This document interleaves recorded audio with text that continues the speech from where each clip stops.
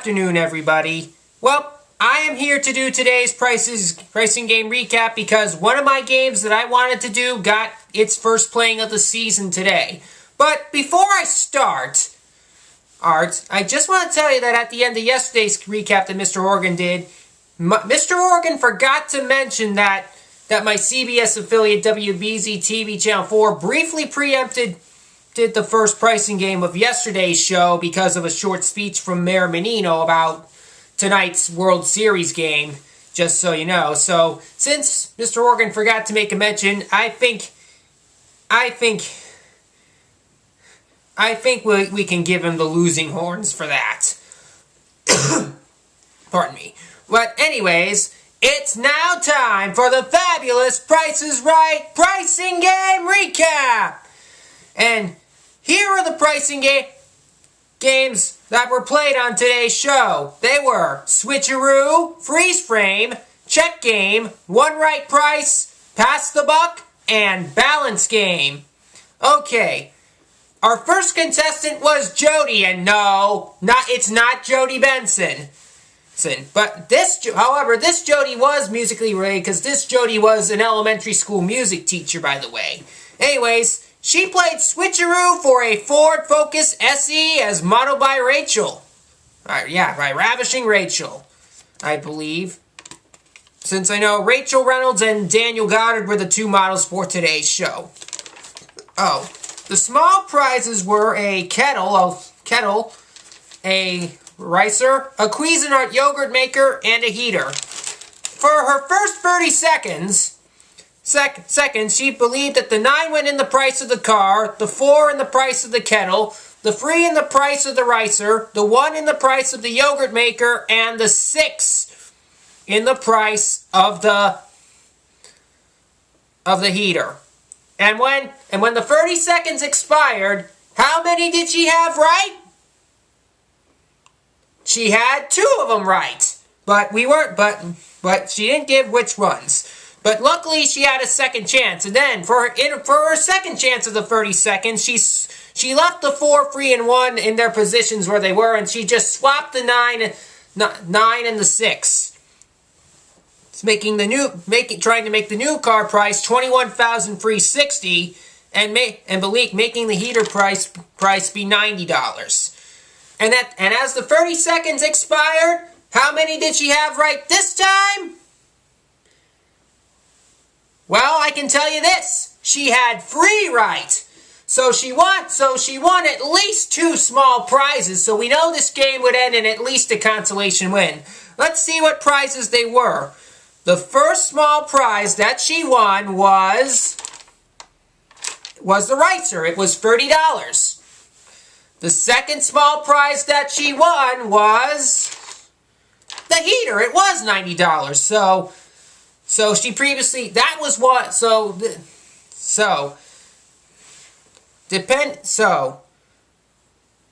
if the price was, and now to the last prize, the third prize that she had correct was the kettle. It was $45. Because the actual retail prices for the other 2 were $60 for the yogurt maker and $21,310 for the car. So she should have also just swapped the 1 and the 6 before her second chance before the 30 seconds went out. If she did, she would have won all 5. But that's okay because she did win a total of $165 in small prizes. And that will go down as a consolation win. Okay, Jasmine was our next contestant. No, it's not Princess Jasmine from Aladdin, and this Jasmine doesn't have an E in her name, by the way.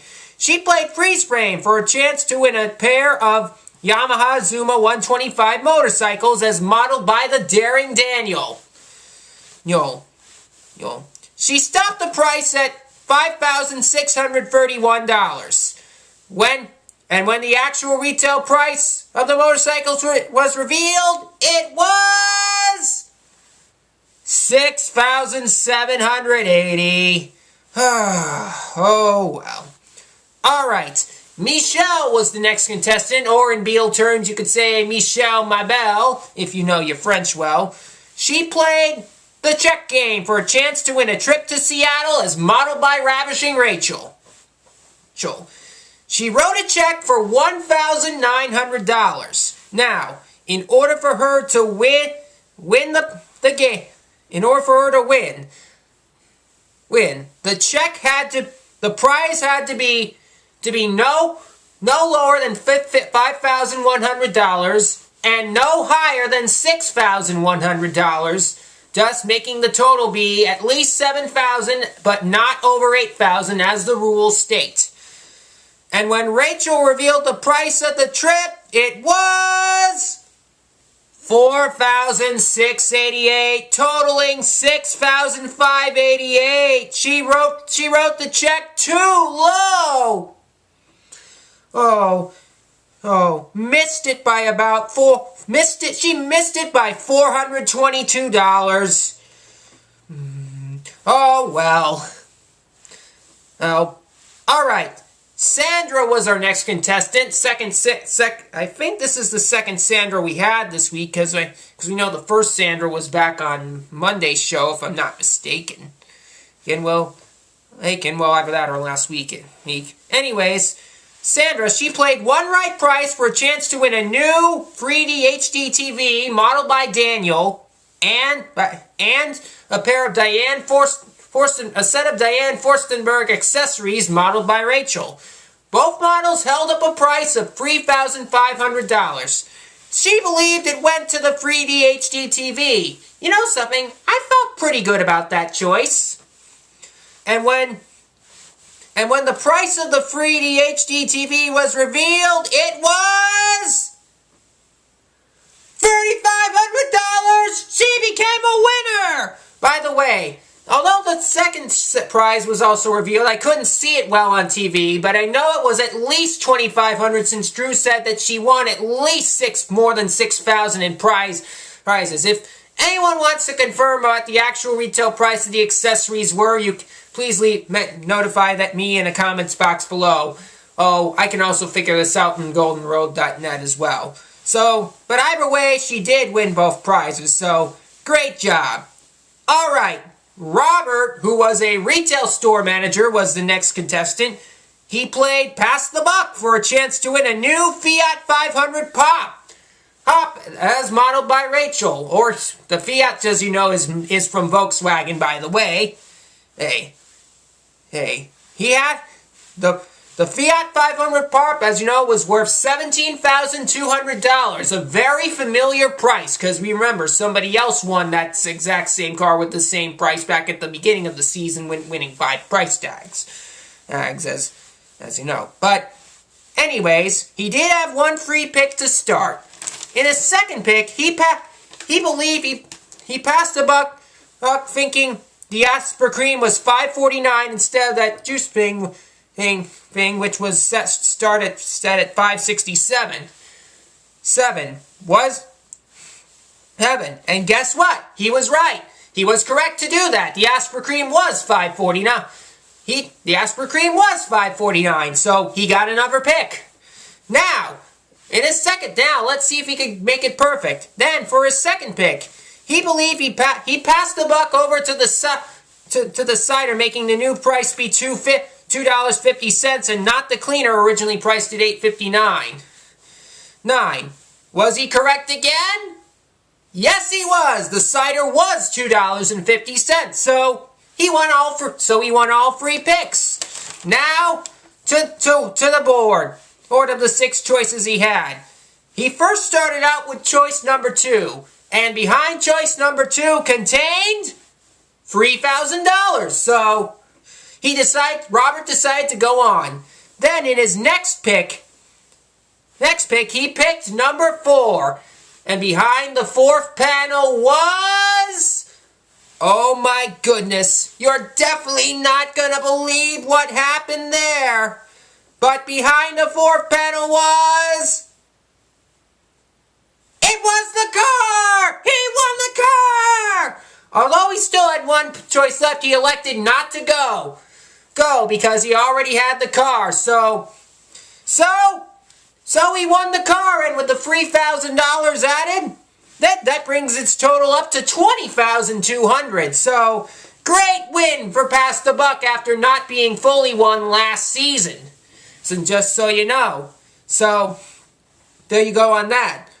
Alright, our final contestant. This Robert was also one of two contestants named Robert that was on the show today. The other was one of the first four called down to Contestants Row, but sadly he did not make it out. That's the one that's in Contestants Row, is the Robert in the blue shirt. The Robert that won the Pass the Buck is in a black shirt, by the way. Hey. So, anyways, alright. Latrice was our last contestant. She played the balance game for a chance to win a new Somerset outdoor kitchen island as modeled by Daniel. The last three digits in the price was $994.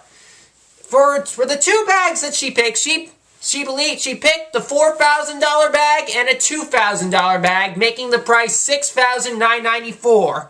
And Rachel was in charge of lifting the other bag. And when the bag was placed on the right side of the scale, the scales began to move, and then the scales didn't balance. Actual retail price was $5,994. Should have picked the $3,000 bag instead of the $4,000 bag. Tough luck. Alright, anyways, now on to the acknowledgement section. First of all, Check Game really is struggling since its return. The game is now 0-4 since it came back. Back from refurbishment, considering of how the game was lost in its soul playing last season, and it's already lost 3 straight this season, so this game really is long overdue for a win. Hopefully the next playing should get a win. Should be a win whenever that happens. Likewise, as for Pass the Buck, this was its first win in nearly 2 years in terms of winning the car, that is because the game was last won on December 26, 2011. So that breaks a 16-game winless streak for that. So I'm pretty happy Pass the Buck finally that somebody did win the car and Pass the Buck after they're not winning it at all last season. So that's just so you know. So there you go on that. Also, Switcheroo's winless streak has reached 6 since it has not been won since New Year's Eve of 2012. And Freeze Frame streak is also continuing to be a losing streak as well. I don't know. Probably it's lost at least 6 or 7. We'll find out for sure online. But anyways, there you go. Anyways, contestant recognition contestants go to Jody for her small win in Switcheroo, and Latrice for her perfect bid in Contestants Row. And speaking of cash, we gave away a total of $4,500 in cash. $500 won by Latrice for her perfect bid, as I said, and $4,000 won by Robert, as I mentioned, the $3,000 won in Pass the Buck along with the car, plus an additional $1,000 during Showcase Showdown number 2. So yes, again, Jody and Latrice are contestant recognition contestants, and the MVPs of The Price is Right are Sandra and Robert for their pricing game wins. And I tell you, Robert definitely had a really great day as well. Not only did he win his pricing game and the $1,000 bonus, but he also won his showcase, which contained trips to the Grand Canyon, London, England, and guess what? I guess one good car probably wasn't enough for him, because this showcase also contained a new Hyundai Sonata GLS as well. Pretty exciting, huh? Robert bid $29,500 in his showcase. Actual retail price of his showcase, $33,640. A difference of $4,140. There's kind of That was because Jasmine was overbid on her showcase, which contained a pair of bicycles, a trip to the Bahamas, and a Westlife sailboat. Jasmine bid $23,000. Actual retail price $20,847. So overbid. So Robert really did well. He won a total of $56,180 in cash and prizes. And I tell you, winning 2 cars is definitely a lot better than winning 1. So he's really going to have a couple of great cars, well, with the Fiat and the Hyundai. Indeed. Well, anyways, that's all for that. But before I go, I also have a big announcement to make. Tomorrow I'm going to be, late tomorrow afternoon, I'm going to be attending an extremely important event. And so, because of all this, and because it's going to be a fun event for me, I'm actually not going to do a pricing game recap tomorrow, even if any of my games get played. So, therefore, today's recap is my only recap for this week. Just so you know. Oh, and also, this Friday, as Mr. Horgan stated, Friday is the teacher special, and Mr. Horgan and BJ Mason Television are scheduled to do that recap for that show, so I probably won't do another recap until either next Monday or Tuesday at the earliest. Yes, it depends on what happens on Monday, because there are a few family things that may be happening that day. But anyways, there you go. Well, hope you enjoyed this Price is Right pricing game recap. Thanks for watching, and remember, this is Martin S51989 reminding you to help control the pet population. Don't forget to have your pets spayed and neutered.